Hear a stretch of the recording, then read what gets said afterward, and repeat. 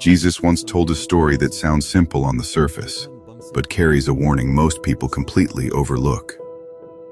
This isn't just another parable about being good. It's a story about stewardship, risk, and the quiet consequences of inaction. It asks a hard question.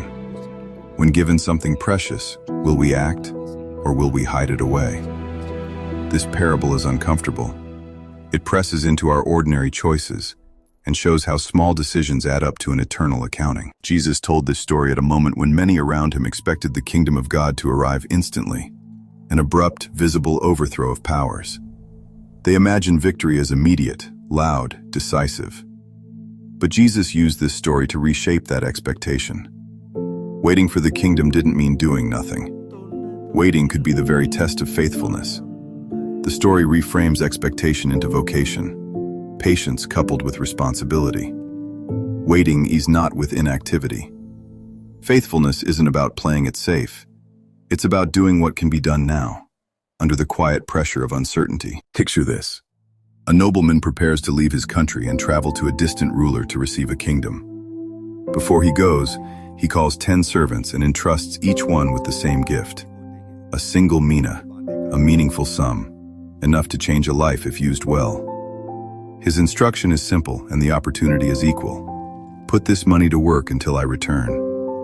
The visual is deliberate. 10 hands, 10 identical coins, 10 identical commands.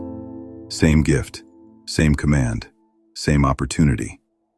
Yet how each servant responds will reveal more about their character than the gift ever could. Time passes. Days become weeks, and weeks become months. There are no further orders, no supervision, no daily check-ins. The servants are left alone to make choices in the quiet between departure and return. Some set to work immediately, trading, bargaining, taking calculated risks. They meet neighbors, negotiate small ventures, accept losses and celebrate gains. Others hesitate. They count and recount the coin, imagine the nobleman's temper, fear making the wrong move. One servant, convinced safety is wisdom, buries his mina wrapped in cloth and places it in the ground. Safe, secure, unchanged. The silence of waiting reveals different habits. Some hearts move toward courage, others toward caution, and some toward paralysis. The story watches these habits grow, unseen, until the moment of reckoning. Then the day arrives. The nobleman returns, but he is no longer merely a traveler. He returns with authority, crowned with power. The mood changes from distant hope to immediate accountability. He summons the servants and calls them to account for what they have done with the gift. This is no casual review. This is a formal reckoning where hidden choices become visible. The return reframes everything that happened in the long, quiet gap of waiting. The first servant steps forward with confidence. "Lord, your mina has earned 10 more." The king's response is immediate. "Well done, good servant." The reward is not merely praise, responsibility follows faithfulness. The servant is given charge of cities, symbolic authority to steward what he has proven able to manage. The second servant reports 5 minas and receives a corresponding reward. The principle is clear and mercilessly simple. Faithfulness with little leads to stewardship of much. Celebrate courage taken during the long wait, and the quiet competence that turns small opportunities into larger trust. Then the third servant approaches, but his steps are different. He unwraps the cloth in close-up. The coin lies the same dull coin he received. His hands tremble.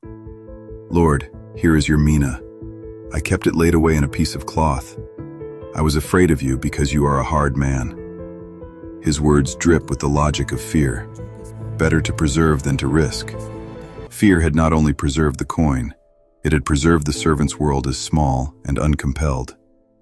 This servant story shows how fear transforms opportunity into inertia, and how safety can become spiritual poverty. The king's response pierces the silence. His anger is not about loss of wealth so much as about wasted potential. Take the mina away from him and give it to the one who has 10. The transfer is symbolic and stark. What isn't used is removed. The text echoes the broader teaching. To everyone who has, more will be given. From the one who has nothing, even what he has will be taken away. The scene is sober. This is not caprice, but a spiritual economy where motion begets multiplication and paralysis begets loss. Consequences. Doors that close, opportunities that shift to others. Trust reallocated to those who acted. This parable isn't really about money. It's about every gift, talent, moment of influence, and invitation we receive. Faith is not playing it safe. Faith is obedience in motion. Small acts carried out faithfully in the long, quiet waits of life. Each hidden decision matters because one day there will be an accounting. The King will return, and the question won't be whether we kept his gifts safe, but whether we used them, risked them, and multiplied them for good. Be found faithful. Take the small, faithful step today. Use what you've been given. Love, risk, invest, serve. Let your choices in the waiting be those that welcome the light when the King returns.